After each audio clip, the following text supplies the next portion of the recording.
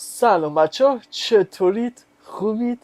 آخر هفته خوبی رو داشته باشید. البته برای بچه های فارکس که شنبه و یک شنبه بازار تعطیله دیگه، وقت استراحت و از فردا قراره یه هفته پولساز خفن رو شروع کنیم با هم دیگه.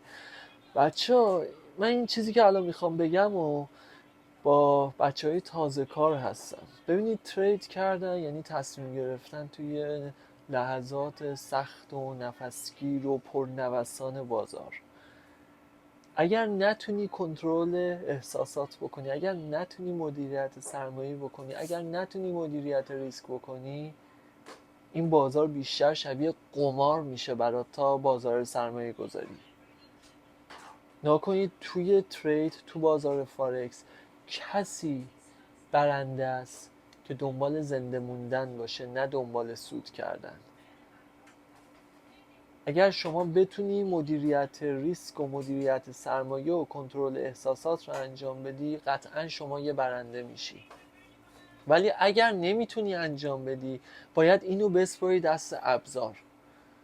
ابزار میشه شامل چی؟ میشه شامل ربات.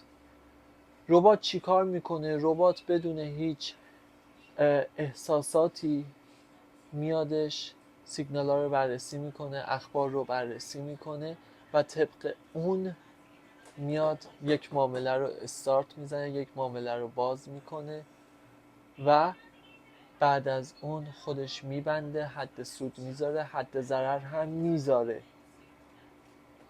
اینجا دیگه ربات هیچ احساساتی نداره. موقعی که یکم معامله بره تو ضرر، ربات هول نمیشه آخ من الان ببندم، چون اون تحلیل خودشو کرده. حتی به اینم فکر کرده که اگر این بره تو ضرر، بعدش برمیگرده بالا میشه سود، یا بعدش اگر سل باشه میره پایین میشه سود. اینو یادتون باشه، نکنید احساسات مهمترین چیزه. اگر فکر میکنید نمیتونید کنترل احساسات داشته باشید، باید از ابزار استفاده کنید. ابزار هم شامل ربات میشه و در عین حال شما نیاز دارید که علمتون هم در باره ترید بره بالا. هرچند اگر شما از ربات استفاده کنید، دیگه نیازی به این هم نیستش که بخواید دانشت رو راجع به ترید ببری بالا. اینو یادتون باشه همیشه. یا باید خودت ترید کنی، یا اگر فکر میکنی شرایط روحیشو نداری، نمیتونی خودتو کنترل کنی، پس باید بسپریش دست ابزار، که ابزار هم همون شامل ربات میشه. مرسی که ویدیو رو دیدین. لایک و شیر یادتون نره. کانالم سابسکرایب کنید، برای دوستاتونم بفرستید. به زودی لایف تریدمون هم شروع میشه. بعد از اینکه نتایج آمار ربات رو بررسی کردیم، لایف ترید هم میذاریم برای ربات، چون ربات هر لحظه داره بهینه میشه، هر لحظه داره اشکالاتش برطرف میشه.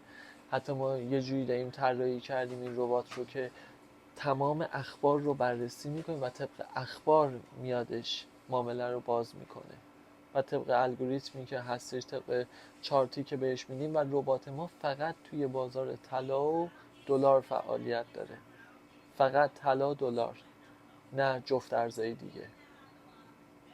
روزتون بخیر باشه. یه هفته خیلی خفن و واسهتون آرزو دارم.